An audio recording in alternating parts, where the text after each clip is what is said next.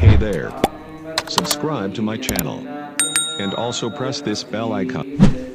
والنخل باسقات لها طلع نضيد رزقا للعباد وأحيينا به بلدة ميتا كذلك الخروج كذبت قبلهم قوم نوح وأصحاب الرس وثمود وعاد وفرعون وإخوان لوط وأصحاب الأيكة وقوم تبع كل كذب الرسل فحق وعيد أفعينا بالخلق الأول بل هم في لبس من خلق جديد.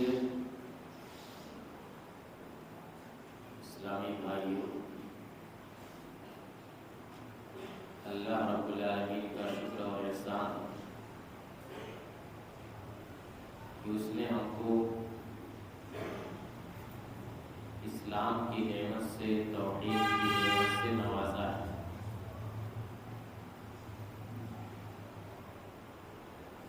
یہ اس دنیا کے اندر اللہ تعالیٰ کی سب سے بڑی نعمت ہے، جس پر ہمیں ہر آن اس کا شکر ادا کرنا ہے۔ توحید یعنی ایک اللہ کو پکارنا، ایک اللہ کی عبادت کرنا، مصیبت میں ایک اللہ کی طرف رجوع کرنا، پریشانی کے وقت اللہ کے سامنے ہاتھ پھیلانا، اور ہر وہ کام جسے عبادت کہا جاتا ہے اس میں اللہ کے علاوہ کسی اور کی طرف نہ جانا، اسی کا نام توحید ہے۔ توحید سب سے بڑا سرمایہ، سب سے بڑی دولت، یہی توحید اگر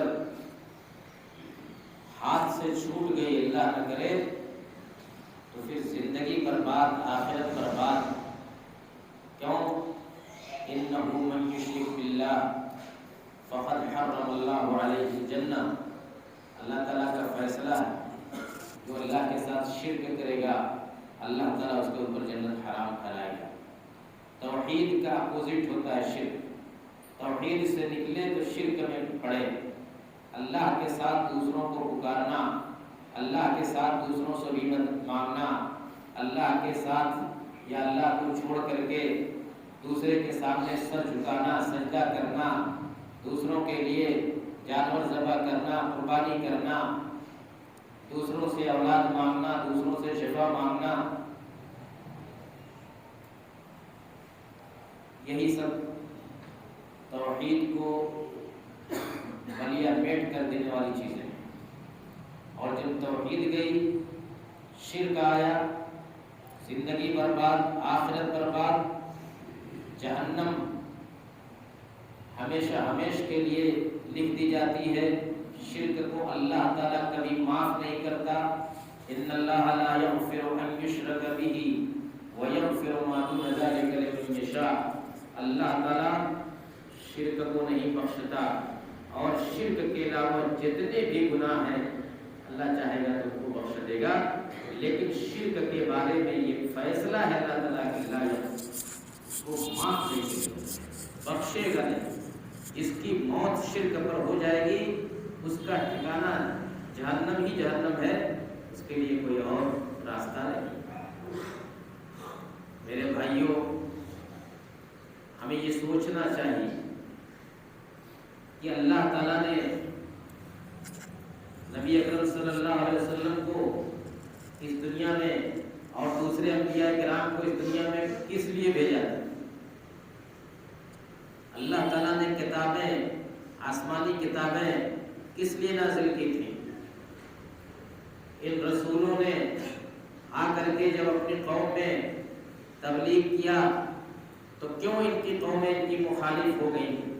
کیوں ان کی قومیں لڑنے بھیڑنے پر آمادہ ہو گئیں؟ کیوں ان کی قومیں اپنے آپ کو اور اپنے بال بچوں کو قتل تک کرا دینے پر آمادہ تھی، لیکن ان کی بات نہیں مان رہی تھی۔ یہی وہ توحید ہے جس کے لیے سب کچھ ہو رہا تھا۔ شرک ان کی رگ رگ میں بسا ہوا تھا، اس شرک کو چھوڑ کر کے ایک اللہ کی عبادت کرنے کے لیے تیار نہیں تھے، اس کے واسطے چاہے ان کو جتنی بھی قربانی دینی پڑی۔ جب ان کے سامنے اللہ کے رسول جناب محمد رسول اللہ صلی اللہ علیہ وسلم نے توحید پیش کی، کہا کہ قولوا لا الہ الا اللہ تفلحوا، لا الہ الا اللہ کہہ کامیاب ہو جاؤ۔ یہ لا الہ الا اللہ یہی تو کلمہ توحید ہے۔ لا الہ الا اللہ، اللہ کے علاوہ کوئی معبود نہیں، اللہ کے علاوہ کوئی قابل عبادت نہیں۔ اتنا کہنے میں کیا جاتا تھا ان کا، لیکن نہیں کہا انہوں نے، لڑنے کے لیے مرنے مارنے کے لیے تیار ہو گئے۔ حالانکہ آپ ان کا عقیدہ دیکھیں، قرآن نے ان کا جو عقیدہ بیان کیا ہے، وہ لوگ اللہ کو خالق مانتے تھے، وہ لوگ اللہ کو رازق مانتے تھے، وہ لوگ مانتے تھے کہ اللہ تعالیٰ اس کائنات کا نظام چلاتا ہے۔ سب ماننے کے باوجود عبادت میں اللہ کے ساتھ دوسروں کو بھی شریک کر دیتے۔ قرآن کا بیان دیکھیے، وَلَئِن سَأَلْتَهُمْ مَنْ خَلَقَهُمْ لَيَقُولُنَّ اللَّهُ۔ اے نبی، اگر آپ ان سے پوچھیں گے، ان مشرکین مکہ سے آپ پوچھیں گے کہ ان کو پیدا کس نے کیا، تو کیا جواب دیں گے؟ یعنی کہ اللہ نے پیدا کیا، اللہ نے پیدا کیا۔ کون کہتا تھا؟ مشرکین مکہ کرتے۔ وَلَئِن سَأَلْتَهُمْ مَنْ خَلَقَ السَّمَاوَاتِ وَالْأَرْضَ وَسَخَّرَ الشَّمْسَ وَالْقَمَرَ لَيَقُولُنَّ اللَّهُ۔ اگر آپ ان سے پوچھیں گے کہ یہ زمین و آسمان کس نے پیدا کیا، یہ سورج اور چاند کو کس نے تمہارے تابع بنایا، لَيَقُولُنَّ اللَّهُ، کہیں گے اللہ نے بنایا، اللہ تعالیٰ نے بنایا۔ قُلْ مَنْ يَرْزُقُكُمْ مِنَ السَّمَاءِ وَالْأَرْضِ أَمَّنْ يَمْلِكُ السَّمْعَ وَالْأَبْصَارَ وَمَنْ يُخْرِجُ الْحَيَّ مِنَ الْمَيِّتِ وَيُخْرِجُ الْمَيِّتَ مِنَ الْحَيِّ وَمَنْ يُدَبِّرُ الْأَمْرَ فَسَيَقُولُونَ اللَّهُ۔ اے نبی، آپ ان سے پوچھئے، یہ بتاؤ آسمان و زمین سے تم کو رزق کون دیتا ہے، روزی کون دیتا ہے تم کو؟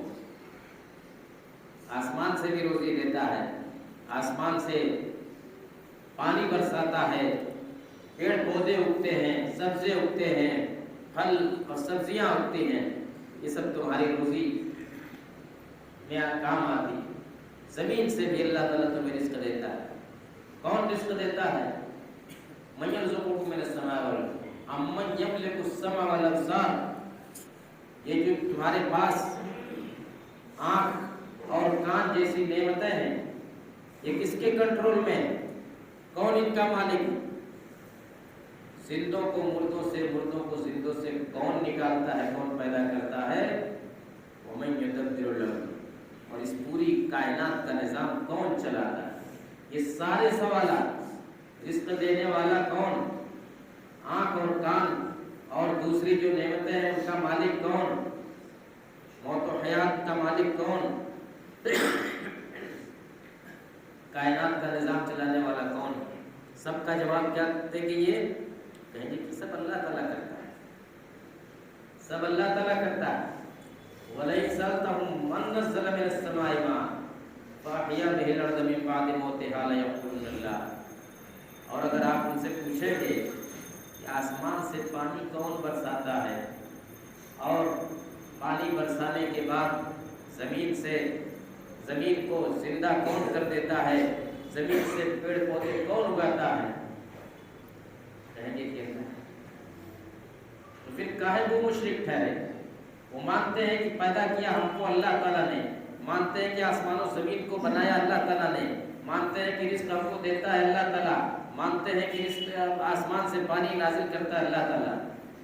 کیسے مشرک؟ یہ سب ماننے کے باوجود وہ کرتے کیا تھے کہ جب عبادت کرنا ہوتا تھا تو اللہ کے ساتھ دوسروں کو بھی شریک ٹھہرا دیتے تھے۔ یہی شرک ہے۔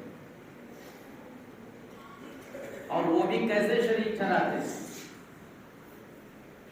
یہ نہیں کہیں کہ اللہ تعالیٰ کو کا انکار کر دیا، اللہ تعالیٰ کو چھوڑ دیا، اللہ تعالیٰ کی عبادت نہیں کیا، نہیں، وہ کہتے تھے کہ ہم یہ جو بتوں کو پوجتے ہیں یا پیروں ولیوں کو اور جنوں کو پوجتے ہیں، ما نعبدهم الا ليقربونا الى الله زلفا، ہم ان کی پوجا اس لیے کرتے ہیں کہ یہ ہم کو اللہ سے قریب کر دیں گے، اللہ کی قربت ہی ہمارا مقصد ہے، اور ہم ان کو اس لیے پکارتے ہیں کہ ہمارے اور اللہ کے درمیان واسطہ بنیں گے، ذریعہ بنیں گے، ہماری بات اللہ تعالیٰ تک پہنچائیں گے، ہم کو اللہ تعالیٰ سے قریب کر دیں گے۔ انکار نہیں کرتے تھے اللہ تعالیٰ، لیکن بات وہی ہے کہ عبادت میں شرک کر دیتے تھے، اللہ کے ساتھ ساتھ دوسروں کو بھی لگا دیتے تھے، ان کی پرستش کرتے تھے، ان کی پوجا کرتے تھے، ان کے نام پر نظر و نیاز، قربانی، سجدہ، طواف، یہ سب کرتے تھے۔ یہی شرک الوہیت ہے، الوہیت میں شرک کرتے تھے، عبادت میں شرک کرتے تھے، اور یہی اصل شرک ہے، اور یہی وہ شرک ہے جس کے خاتمے کے لیے اللہ تعالیٰ نے نبی صلی اللہ علیہ وسلم کو بھیجا تھا، اور جس کے واسطے اللہ تعالیٰ نے قرآن کریم نازل کیا، اور اسی شرک کو مٹانے کے لیے اللہ کے نبی صلی اللہ علیہ وسلم نے ان سے جنگیں لڑی، کتنے لوگ اس میں کام آئے دونوں طرف سے، لیکن وہ کہتے تھے کہ اجعل الآلہۃ الہا واحدا، اجعل الآلہۃ الہا واحدا، کہ کیا محمد سارے معبود کو ایک معبود قرار دیتے ہیں؟ ہم تو بے شمار معبودوں کی پوجا کرتے ہیں، محمد ایک معبود کی بات کرتے ہیں، ان ھذا لشیء عجاب، یہ تو بڑے تعجب کی چیز ہے۔ یعنی سوچیں کہ سب کچھ مان رہے ہیں، لیکن عبادت میں اللہ تعالیٰ کو کے ساتھ شریک کر دیتے ہیں، اور وہیں سے ان کا کوئی معاملہ بگڑ جاتا ہے۔ یہی نہیں کہ یہ سب مانتے تھے کہ سارا نظام اللہ تعالیٰ چلاتا ہے اور سب چیز کو پیدا کرنے والا اللہ تعالیٰ ہے، جب وہ مصیبت میں پھنستے تھے تو بھی کہتے تھے کہ اللہ کے علاوہ کوئی اور ہم کو نہیں بچائے گا۔ قرآن کریم میں کہ فَإِذَا رَكِبُوا فِي الْفُلْكِ دَعَوُا اللَّهَ مُخْلِصِينَ لَهُ الدِّينَ لَئِنْ أَنْجَيْتَنَا مِنْ هَٰذِهِ لَنَكُونَنَّ مِنَ الشَّاكِرِينَ، جب وہ لوگ کشتی میں سوار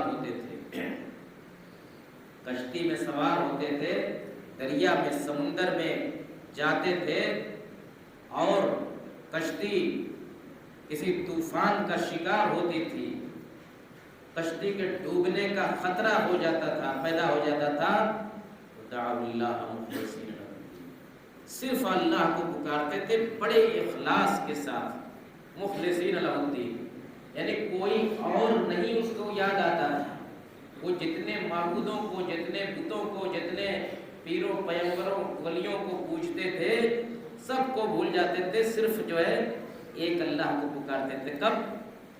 جب سمندر میں پھنستے تھے، طوفان میں پھنستے تھے، اور ڈر ہوتا تھا کہ کہیں کشتی پلٹ نہ جائے اور ہم اس سمندر کا لقمہ نہ بن جائیں، تو کہتے تھے کہ اب اللہ کے علاوہ کوئی اور ہم کو نہیں بچائے گا۔ افسوس کہ آج کتنے مسلمان جو مصیبت کے موقع پر بھی اللہ کو چھوڑ کر کے دوسروں کو پکارتے ہیں، مصیبت کے وقت وہ کہتے ہیں کہ فلاں کام آئے گا، فلاں کے پاس جاتے ہیں، فلاں کے پاس جاتے ہیں۔ وہ مشرکین مکہ مصیبت کے وقت صرف اللہ کو پکارتے ہیں، اور یہ میں نہیں کہہ رہا ہوں، قرآن کہہ رہا ہے، فَإِذَا رَكِبُوا فِي الْفُلْكِ دَعَوُا اللَّهَ مُخْلِصِينَ لَهُ الدِّينَ لَئِنْ أَنْجَيْتَنَا مِنْ هَٰذِهِ لَنَكُونَنَّ مِنَ الشَّاكِرِينَ، بڑے اخلاص سے اللہ سے دعا کرتے تھے کہ اے اللہ تعالیٰ، اگر اس مصیبت سے تو نے ہم کو نجات دے دیا تو ہم تیرے شکر گزار بندے بنیں گے، یعنی اب اس کے بعد تیرے علاوہ کسی اور کو نہیں پکاریں گے۔ لیکن ہوتا کیا تھا، اللہ تعالیٰ جب ان کو نجات دے دیتا تھا، جب ان کو بچا لیتا تھا، تو پھر وہی پہلے والی میں ڈر دیا ہے فلما انجاہم اذا هم يبغون في الارض بغیر الحق. جب اللہ تعالیٰ ان کو نجات دے دیتا تو پھر وہی سرکشی کرنے لگتے تھے، پھر وہی شرک، وہی کفر، وہی بدعت و خرافات. اس سلسلے میں اکرمہ ابن ابی جہل کا واقعہ آپ اس پر غور کیجیے. اکرمہ ابن ابی جہل جو فتح مکہ کے موقع پر اس وقت تک کبھی ایمان نہیں لائے تھے، ابو جہل کے بیٹے، ابو جہل جو اسلام کا ایک بڑا دشمن، اس کے بیٹے اکرمہ جب مسلمان سن 8 ہجری میں مکے میں داخل ہوئے، مکہ فتح کر دیا، مکے سے مشرکین کا خاتمہ ہو گیا، تو جتنے مشرکین کے بڑے بڑے سرغنہ تھے، جتنے بڑے بڑے مجرم تھے، وہ خوف سے کانپ رہے تھے کہ آج مسلمان ہم کو پائیں گے تو چھوڑیں گے نہیں، اس لیے کہ ہم نے اتنا زیادہ ان کو ستایا ہے، ہم نے اتنا زیادہ ان کے ساتھ ظلم کیا ہے کہ آج ہماری خیر ہے. تو جتنے بڑے بڑے اس طرح کے تھے سب مکہ چھوڑ چھوڑ کر کے بھاگ رہے تھے. اکرمہ بھی بھاگے، بھاگتے گئے مکہ سے، جا کر کے سمندر کے کنارے رکتے ہیں. ایک کشتی پر سوار ہوتے ہیں، کشتی حبشہ کی طرف جا رہی ہوتی ہے، کشتی میں سوار ہو جاتے ہیں کہ کسی طرح سے جان بچا کر کے دور چلے جائیں. ہوتا یہ ہے کہ جب کشتی بھی سمندر میں پہنچتی ہے طوفان آ جاتا ہے، سب لوگ پریشان ہو جاتے ہیں. اس موقع پر کشتی میں سوار سارے لوگ ایک دوسرے سے کہتے ہیں کہ صرف اللہ کو پکارنا. وہ مسلمان نہیں تھے، مشرک تھے، کہہ رہے تھے کہ دیکھو صرف اللہ کو پکارنا، اس مصیبت سے ہم کو اللہ کے علاوہ کوئی اور نہیں بچا سکتا. حضرت اکرمہ ابن ابی جہل نے جب سنا تو بڑے تعجب سے دیکھا، اپنے دل میں سوچا کہ یہی بات تو محمد بھی کہتے ہیں، یہی بات تو اسلام کہتا ہے، یہی بات تو مسلمان کہتے ہیں کہ ہم کو ہر مصیبت سے اللہ تعالیٰ بچاتا ہے. اگر اس مصیبت سے اللہ تعالیٰ بچائے گا تو دوسری مصیبتوں سے دوسرا کون بچائے گا؟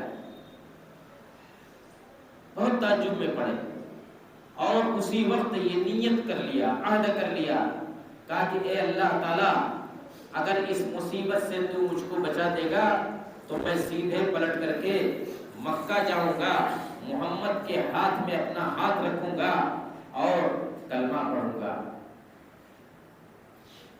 اور ہوا یہی کہ وہ کشتی ڈوبنے سے بچ گئی. حضرت اکرمہ اور جتنے سوار تھے کشتی میں سب اترے. اکرمہ سیدھے مکہ پہنچے اور جا کر کے اللہ کے رسول صلی اللہ علیہ وسلم کے سامنے اپنی معذرت ظاہر کی، اسلام قبول کیا اور ایک اچھے صحابی بن گئے. تو میرے بھائیوں، یہ مکہ کے مشرکین تھے جو مصیبت میں اللہ کو پکارتے تھے اور یہ کہتے تھے اعلان کہ اس مصیبت سے اللہ کے علاوہ کوئی اور نہیں بچائے گا. لیکن اس کے باوجود مشرک تھے، اس لیے کہ جب اس سے نکل جاتے تھے اس مصیبت سے پھر شرک کرنے لگتے تھے اور پھر وہی غیر اللہ کی پوجا اور غیر اللہ کے سامنے سر جھکانا، ان کی عبادت کرنا، ان سے رزق مانگنا، ان سے اولاد مانگنا، ان کو اپنا حاجت روا مشکل کشا سمجھنا، یہ سب بیماریاں ان کے اندر عود کراتی تھیں. اسی وجہ سے وہ مشرک تھے اور اسی وجہ سے انہو من یشرک باللہ فقد حرم اللہ علیہ الجنہ، کہ جو اللہ کے ساتھ شرک کرتا ہے اللہ تعالیٰ اس کے اوپر جنت کو حرام قرار دیتا ہے. ہمیں اللہ کا شکر ادا کرنا چاہیے کہ اس نے توحید کی نعمت عطا کی، لیکن اس نعمت کی حفاظت ہم کیسے کریں، ہم خود کیسے حفاظت کریں، اپنی اولاد کو، اپنے آنے والی نسلوں کی توحید کی حفاظت ہم کیسے کریں گے. آج دنیا کے اندر بڑی تیزی سے شرک کا، بدعت و خرافات کا چلن بڑھتا جا رہا ہے اور مختلف طریقوں سے شرک کی نئی نئی شکلیں سامنے آتی ہیں. جبکہ ایک وقت تھا صرف جو ہے اللہ کے نبی جناب محمد رسول اللہ صلی اللہ علیہ وسلم سے کسی نے کہہ دیا کہ ماشاء اللہ وشیتا، کہ جو اللہ چاہے گا اور جو آپ چاہیں گے وہی ہوگا۔ کیا کہا تھا؟ جو اللہ چاہے گا اور جو آپ چاہیں گے وہی ہوگا۔ آپ ناراض ہو گئے، کہا کہ تم نے مجھ کو اللہ کے برابر ٹھہرا دیا،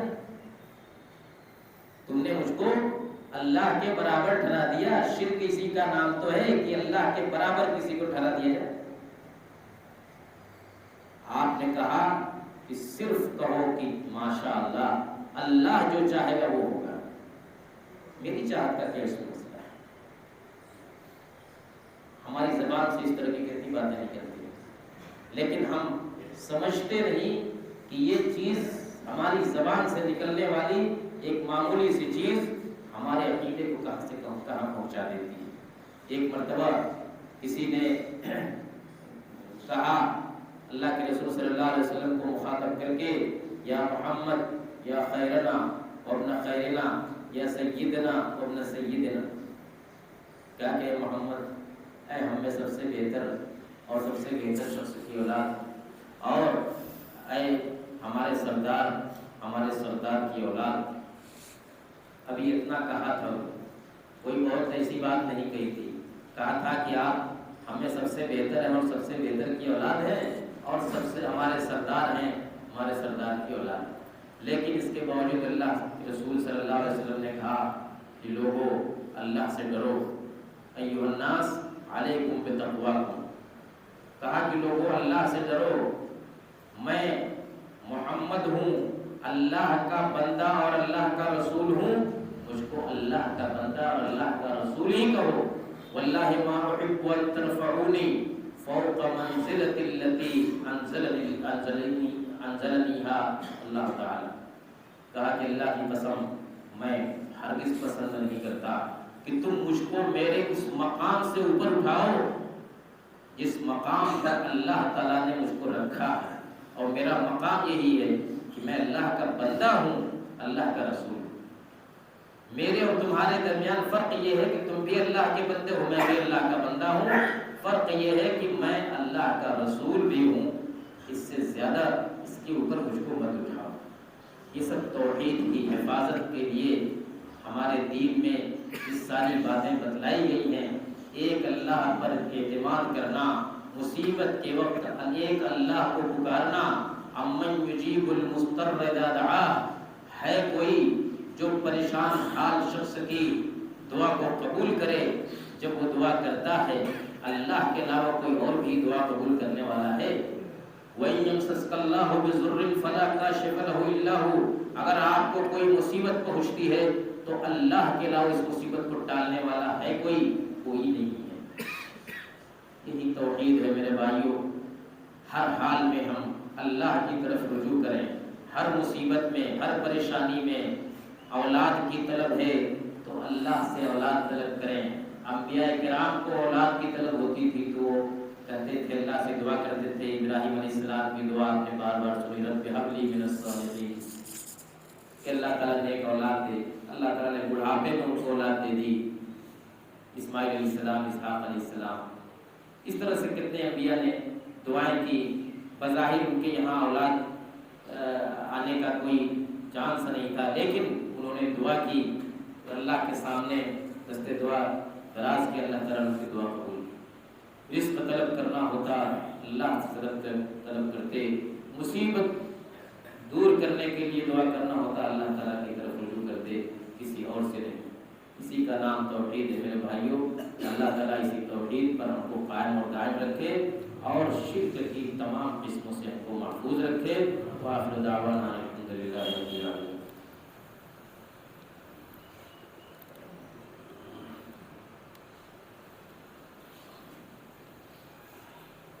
الحمدللہ نحمده ونستعینه ونستغفره ونعوذ باللہ من شرور انفسنا وسیئات اعمالنا، من يهده الله فلا مضل له ومن يضلل فلا هادي له، واشهد ان لا اله الا الله وحده لا شريك له، واشهد ان محمدا عبده ورسوله۔